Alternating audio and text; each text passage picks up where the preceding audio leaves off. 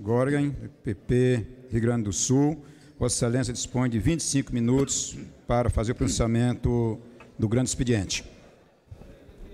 Senhor presidente dessa sessão, deputado Assis Carvalho, quero cumprimentá-lo e cumprimentar a todos os deputados e deputadas.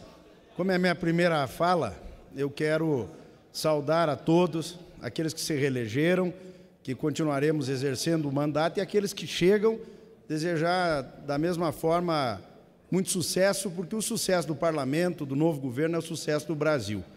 E depois de uma onda vermelha da fala, eu até digo de uma fala surreal, porque nada do que é bom para o Brasil acabou sendo falado. Agora há pouco, no discurso que me antecedeu, ali eu preferi trazer aquilo que é o Brasil real. Não o Brasil que não é pago pela Venezuela, que não é pago por Cuba, que tem lá, inclusive, um ditador se arvorando no direito de achar que pode dizer que compra os produtos, mas desde que ele pague.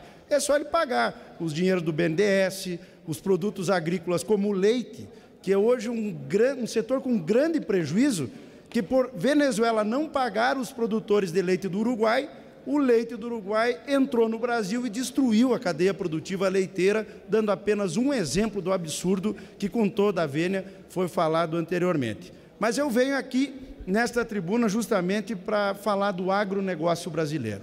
Casualmente, agora, saí de uma reunião com a ministra Tereza Cristina, e vou voltar até ela, justamente tratando dos problemas que o setor enfrenta. E várias vezes aqui foi falado, e quero saudar o deputado Adilto Saquete, meu ex-colega que está aqui nos visitando, um produtor, que foi o agronegócio que sustentou a economia brasileira no auge da crise, no momento mais difícil. Isso várias vezes foi falado, e quando convém, né, para muitos setores é mais falado ainda e logo desdenhado, como se esse problema não existisse. O que ficou hoje foi um enorme passivo para a produção brasileira.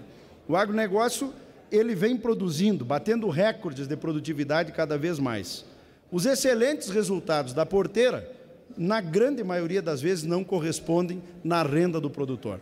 E estamos vivendo nesse momento, final de semana, em Capão do Leão, tivemos a abertura da colheita do arroz, e vou usar o arroz como um setor, entre tantos que são penalizados, um setor que concorre com vários países, como o Uruguai e agora o Paraguai, de maneira muito especial, e trouxe aqui dados para corroborar exatamente aquilo que significa a perda de competitividade, que ao final vai gerando passivo para o produtor.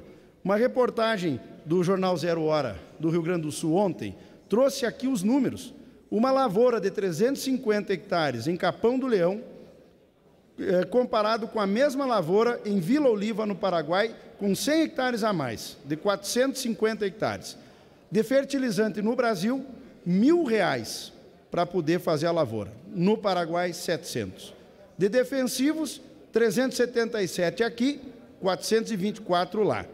A mão de obra no Brasil, R$1.000. No Paraguai, 220. Manutenção de máquinas, 357 no Brasil, 135 lá no Paraguai. O diesel, 370 aqui, 440 lá. Outros custos da lavoura do arroz, no Brasil, R$4.262.000, quando lá no Paraguai, 1.781. Aqui o número final, prezados colegas, no Brasil, para produzir esta lavoura, gasta-se R$7.400. No Paraguai, 3.700. Quando a cotação do cereal aqui é R$39 e lá no Paraguai, 35. Este exemplo eu trago porque parece muitas vezes que está tudo bem no agronegócio. Nós temos setores, sim, como na soja, em algumas regiões, com a condição financeira digna, à altura, com competitividade. Mas sempre levando em conta que a lavoura de soja deste ano, produzida foi com um dólar muito mais alto do que ela será comercializada. E em muitas regiões, seja lá do sul, na nossa fronteira, que em algumas áreas, trocando o arroz pela soja, a chuva destruiu a lavoura. Lá no Tocantins, em tantas outras regiões, esta falta de produção aumentará o passivo. E eu trago números aqui que são números de um trabalho que fizemos, que foi justamente de uma comissão externa sobre o endividamento agrícola. O agronegócio tem de compromisso financeiro com os bancos hoje em torno de 303 bilhões de reais. Este número é um número do ano passado, e ele, com certeza, hoje é maior do que isso, porque tem que atualizá-lo. Mas o mais preocupante, deputado Afonso, lá do nosso Alegrete, é que o produtor fica num aparente adimplência com os bancos. Prorroga-se, troca-se a dívida rural por um crédito comercial e fica adimplente. E não consegue mais acessar o crédito. O que o agronegócio financia nos bancos hoje é apenas 31% da produção nacional. Nós temos 70% da produção que é feita fora, buscando um dinheiro mais caro, um dinheiro de alto risco, um dinheiro que endivida, um dinheiro que não tem condições de nós continuarmos nesse sentido e que ultrapassa, portanto, a outros 300 bilhões aquilo que é devido fora dos bancos. Então, há uma necessidade premente do governo fazer alguma medida, e os produtores solicitam, querem, reivindicam, uma securitização, que temos inclusive um projeto de lei, nesse momento tramitando aqui, de minha autoria, junto com a comissão que coordenei, que trata exatamente da securitização da dívida. E uma outra proposta que está sendo negociada com a Fazenda, uma linha de crédito via BNDES, que, aliás, BNDES tinha dinheiro para mandar lá para a Venezuela, para Cuba, né? O PROEX, que não paga as agroindústrias do nosso país, além de tudo, ainda ganha um Porto de Mariel e não paga a agroindústria, vai quebrar muita agroindústria aqui do nosso país. Essa linha poderia fazer a reorganização das dívidas dos produtores brasileiros, alongando em 12 anos, com 3 de carência, e ela já está criada. Nós já conseguimos esta linha. No entanto, o juro é um juro alto, os bancos, pelo risco que têm e eles serem avalistas desse repasse do recurso, não quiseram operá-la, mas na sexta-feira a Receita Federal Brasileira, a Fazenda, a Economia Brasileira, vai nos entregar uma proposta da criação de um fundo de aval coletivo, que viabilizaria esta linha e reduziria o custo, portanto, atendendo uma demanda dos produtores e dando um alívio, sem dúvida nenhuma, até que o Brasil consiga reencontrar a condição de competitividade. Nós não podemos mais só fazer uma renegociação de dívida, como já foi feita na atual securitização. Nós temos que fazer e, obviamente, lutar para que nós tenhamos a competitividade hoje inexistente no campo do Brasil. E nós enfrentarmos de uma vez por todas a condição de que o produtor produza com renda e não pague a conta cara de sustentar a economia brasileira como fez nessa crise passada. Esse é um tema crucial, o tema do endividamento agropecuário, especialmente quando eu vejo o governo falando em tirar subsídios agrícolas. Não há problema nenhum que nós caminhemos para isto, mas antes de fazermos a renegociação das dívidas, termos um seguro rural eficiente, é impossível pensar em tirar o subsídio, porque o dinheiro ficará sempre caro para quem produz a céu aberto. Esta é a visão que nós precisamos de um país com altíssima carga tributária, de uma falta total de infraestrutura. Precisamos enfrentar esses gargalos como o tema dos defensivos rurais, defensivos agrícolas. Não há por que nós consumirmos um arroz produzido no Paraguai ou no Uruguai com defensivos que nós não podemos usar lá e comemos o arroz aqui, fazendo com que o produtor não tenha renda. Tem um projeto pronto para votar aqui e faço um apelo ao presidente Rodrigo que coloque este projeto em votação, que obriga a análise química e fitossanitária da importação de outros países. Nós temos o tema da questão indígena, nós temos a situação da violência no campo. E aqui eu quero fazer um apelo. A bancada do PT impede a votação há anos de um projeto que transforma em crime contra a saúde pública, dando características de crime hediondo ao roubo, furto, à receptação, à falsificação de defensivos. É um projeto que vai tentar controlar um pouco o elevado número de violência e assaltos no meio rural. Este final de semana, lá no Rio Grande do Sul, em São Miguel das Missões, mais uma vez, um produtor, um empresário foi assaltado, e aí eu fico vendo, é um projeto pronto para criminalizar isto, na mão lá da bancada do PT, sendo impedido de avançar, de ser votado. Eu faço aqui um apelo para que não sejam tão contraditórios com aquilo que prego, com a prática que nós podemos resolver problemas, principalmente na questão da violência. Além disso, no trabalho da comissão, nós tivemos algumas propostas alternativas a isso, que nós precisamos realmente avançar. Nós precisamos, e a ministra já tem sinalizado isso, ter um plano safra plurianual, para que o produtor tenha previsibilidade do crédito, que muitas vezes chega tarde, demora, não avança. Nós precisamos ter essa condição.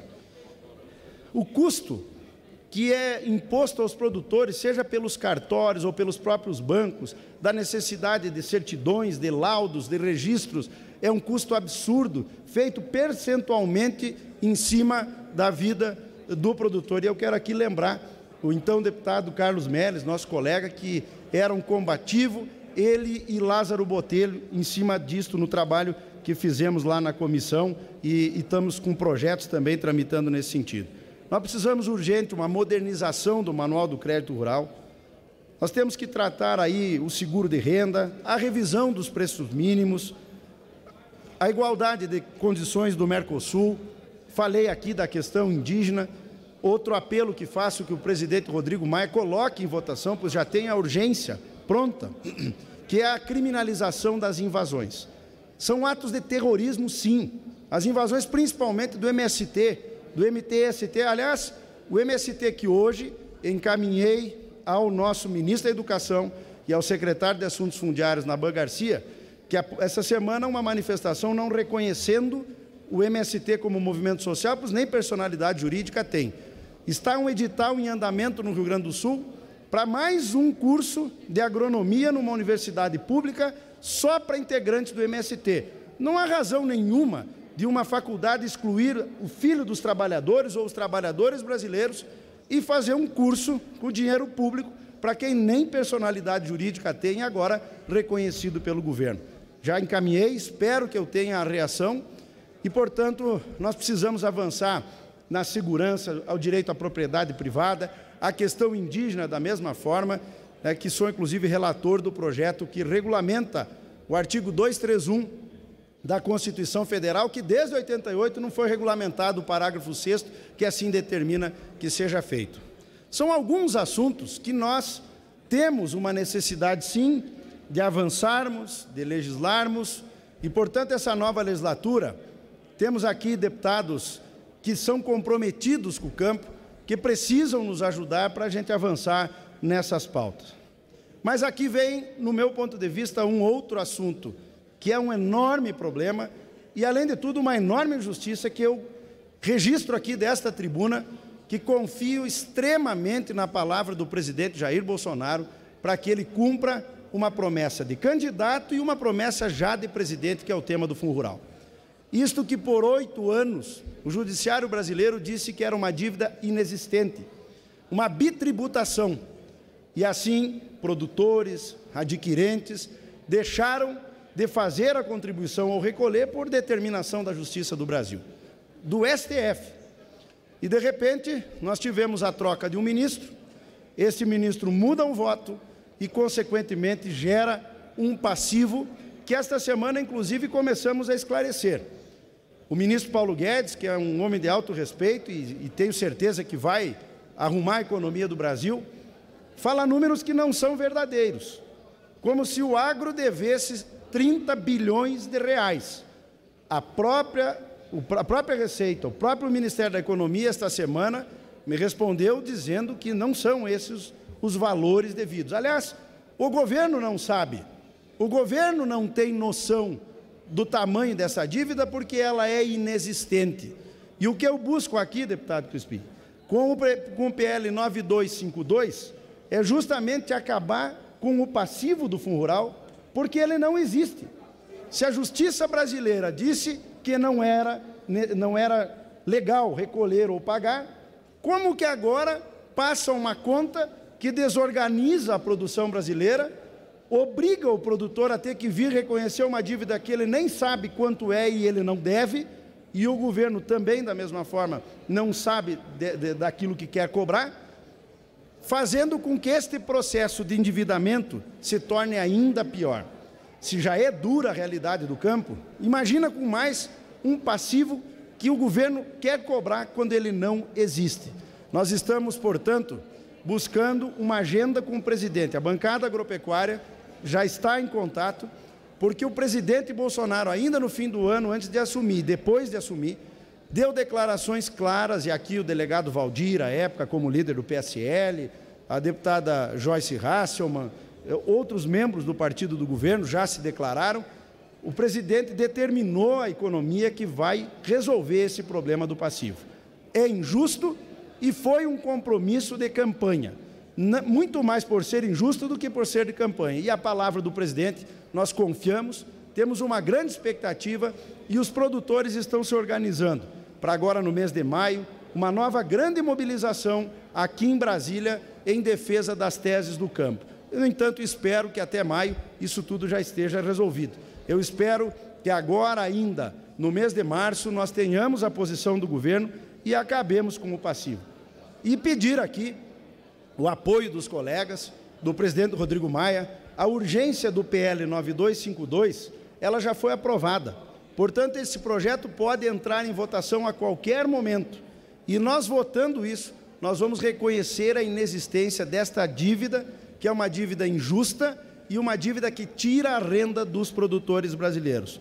Portanto, esse problema, este registro, ele cabe de maneira muito especial, porque é uma das angústias do produtor, é um dos grandes temores dos produtores que não conseguem, de forma alguma, aceitar esta conta e muito menos pagar, né, da forma como lhes é cobrado. Desta forma, nós temos o encaminhamento de tantos assuntos e, especialmente, dizer que o custo do nosso país é um custo inaceitável para toda a produção industrial, agrícola, e é isto que nós temos que perseguir.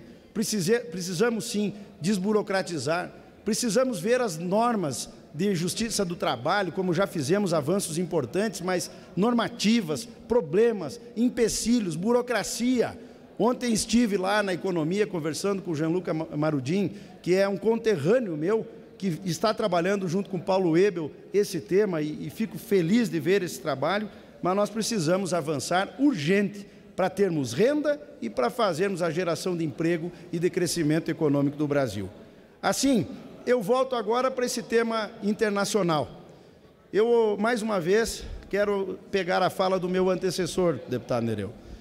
Quando eu vejo alguém defender a ditadura do Maduro, ou lá de Cuba, da onde for, queridos, prezados, excelentíssimos colegas e colegas, nós estamos vivendo um enorme calote da Venezuela, de Cuba, de Moçambique, de dinheiro que nós não temos hoje aqui no Brasil, que foi mandado lá para Cuba, e tenho certeza que eles nunca imaginaram pagar esses valores. E por que eu digo isso?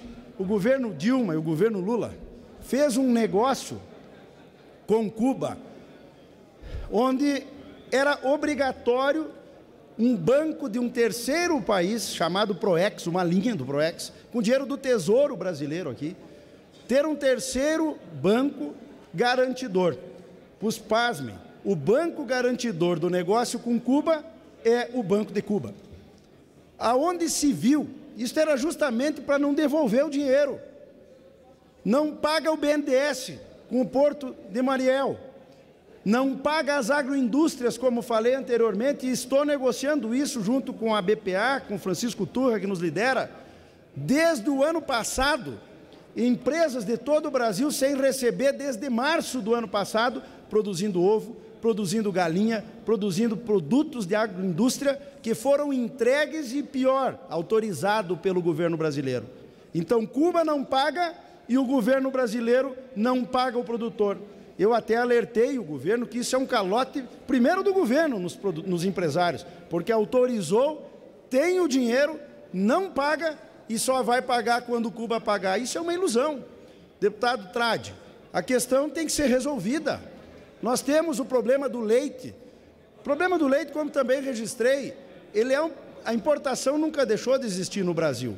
Mas o que agravou aqui foi que o Maduro parou de pagar o Uruguai e encheram de leite o nosso país. E nós precisamos, pelo menos, e isso foi registrado agora, eu fiz formalmente ao ministro Mourão, e agora novamente na reunião lá com a ministra da Agricultura, que pelo menos nós aproveitemos esse dinheiro que o Brasil manda da ajuda humanitária e que o Brasil priorize produtos agrícolas que têm problemas internos de comercialização. Cito aqui o arroz, cito o leite, poderíamos falar do trigo e tantos outros, mas é lamentável que enquanto a gente busca a solução, busca uma forma de resolver, nós temos aí colegas que seguem fazendo notas em favor de ditadores, em favor de ditadura, né, o que é muito grave e a gente lamenta sobremaneira. Portanto, teremos debates importantes, o debate da Previdência, o debate da reforma tributária, mas nós temos muito mais problemas para resolver. Mas temos que resolver.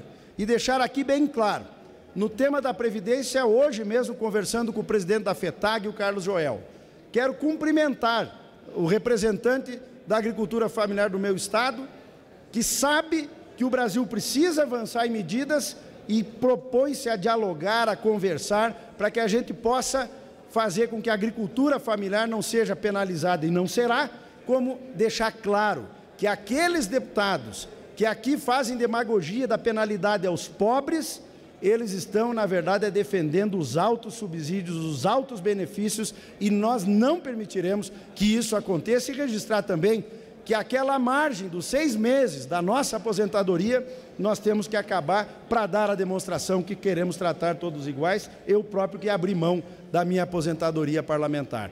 Nós temos sim que fazer correções, faremos emendas, vamos tratar o assunto como tem que ser tratado, sob o ponto de vista legislativo, mas com a responsabilidade de que o Brasil clama por ações que nós possamos fazer. Dessa forma, eu quero aqui agradecer a oportunidade de usar esse grande expediente para registrar um pouco do nosso pensamento, um pouco do nosso trabalho em defesa do agronegócio, que é um orgulho para todos nós.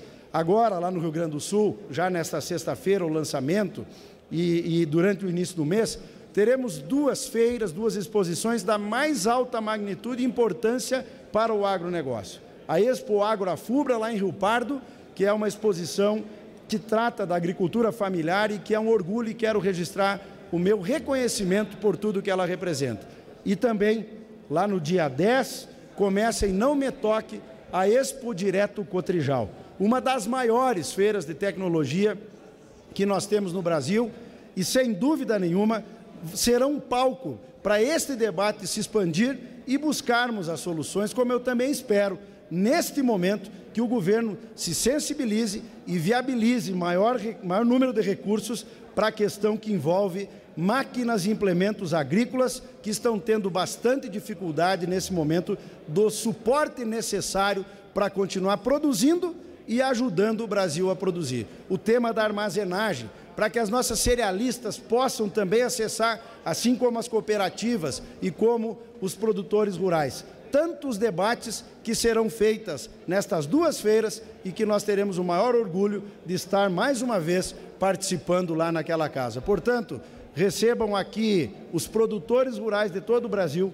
o meu carinho, o meu reconhecimento, e como é hoje aqui o primeiro discurso que faço, eu quero aproveitar esta oportunidade para reafirmar o meu compromisso com o setor, com os produtores do Brasil, com os pecuaristas, com aqueles que fazem a diferença do sul ao norte, nordeste, do centro, porque vocês fizeram a diferença quando muitas vezes, politicamente aqui fraquejávamos, um governo que não devia ter existido dos últimos 4 anos, vocês estiveram altaneiros, altivos e nos deram a condição de chegar até esse momento, portanto, reafirmo o meu compromisso de defender quem produz. Muito obrigado, senhor presidente, senhores e senhoras deputadas, é o registro que faço e é um orgulho muito grande agradecer também aos meus eleitores que me deram a condição de exercer mais um mandato nesses próximos 4 anos aqui na Câmara Federal. Muito obrigado, senhor presidente e senhores deputados.